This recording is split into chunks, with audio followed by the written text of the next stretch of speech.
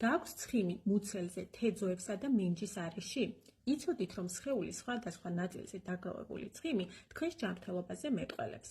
მაგალითად, თუ თქვენი სხეული ვაშლის ფორმისაა, ეს მიუთითებს ინსულინის დონის დისბალანსზე. ხოლო თუ მსხლის ფორმის სხეული გაქვს, ეს ნიშნავს ესტროგენების დისბალანსს. თუ ცხიმს მკლავების არეში აგროვებ, ეს მიუთითებს, რომ თქვენი ტესტოსტერონის დონე ნორმაში არ არის. ხოლო თუ ცხიმი კისერზე ჩნდება, ეს ნიშნავს ფარისებრი ჯირკვლის პრობლემებს და ინსულინის არასტაბილურ დონეს. ინსულინი ეს არის ჰორმონი, რომელიც პასუხისმგებელია ცხიმის წვაზე. მისი დონე თუ მომატებულია, ის საკვებს გარდაქმნის ცხიმად. სხეულის ნებისმიერი ნაწილიდან ცხიმის მოსაშორებლად ინსულინი უნდა იყოს ნორმის ფარგლებში. ინსულინის ნორმაში მოსაყვანად კი ჯანსაღი ცხოვრების წესი და სწორი დაბალანსებული კვება ყველაზე ეფექტური გზაა. თუ გაწუხებთ ჭარბი წონა და გსურთ ცხიმი მოიშოროთ კონკრეტულად იმ ადგილებიდან, სადაც გადევთ, მე შემიძლია ამ საკითხში დაგეხმაროთ.